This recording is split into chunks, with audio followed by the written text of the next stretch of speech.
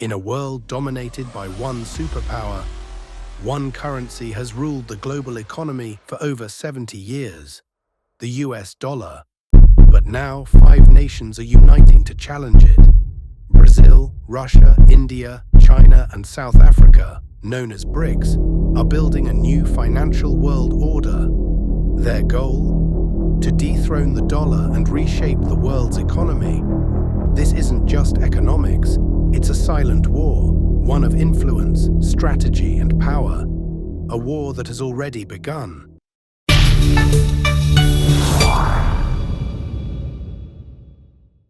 After World War II, the United States emerged as the world's most powerful economy. In 1944, the Bretton Woods Agreement made the US dollar the world's primary reserve currency, backed by gold. Almost every country traded using dollars. But in 1971, President Nixon ended the gold standard, and the dollar became backed by trust, metal. Yet the world didn't stop using it. That's because most global trade, especially oil, still required dollars. This created what's called the petrodollar system, tying global energy to the American currency. It gave the US immense power. It could print money the world needed. But today, that dominance is under threat. BRICS started as an idea, coined by an economist in 2001. But over the last 2 decades, it became real.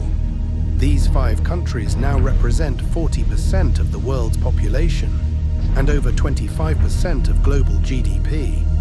In 2014, they launched the new Development Bank, a direct alternative to the World Bank.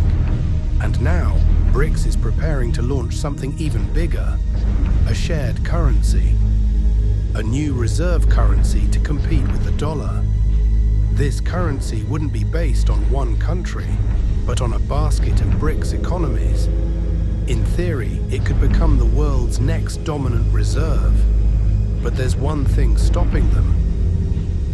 The US dollar has something other currencies don't: trust, depth, and dominance.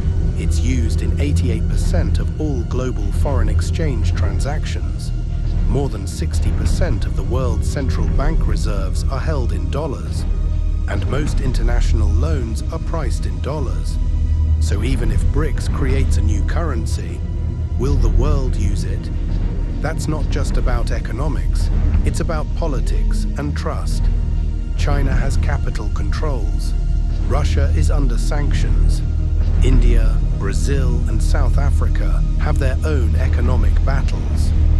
Who would trust a shared currency built on 5 unstable pillars? But BRICS isn't waiting for global trust. They're already making deals without the dollar.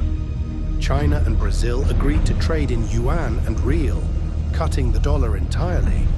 India and Russia are doing the same. The trend is called de-dollarization, and it's accelerating. It's not loud, it's not violent, but it's real.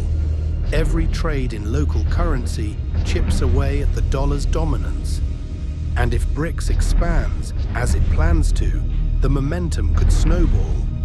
Nations like Iran, Argentina, Saudi Arabia, and Egypt want in. With them, BRICS would control over 60% of global oil reserves. That's not just a new bloc, that's a superpower. So what if BRICS wins the currency war? A weaker dollar would mean higher inflation in the US. America would lose a key weapon, the ability to sanction countries by cutting off dollar access. Global loans could shift to yuan or a BRICS coin, and countries around the world would gain more freedom from American influence. But it wouldn't be smooth. A collapse of the dollar could spark global panic. Markets would shake, economies would reel. The world has been addicted to the dollar for decades. Quitting won't be painless. The dollar may not fall tomorrow or next year, but for the first time in a century, it has real competition. BRICS is growing. The world is shifting, and a new global system is forming, not through war, but through economics. In the end, the dollar's dominance may fade, not with a bang, but with a silent, steady decline. The currency war has already begun, and we are all caught in the crossfire.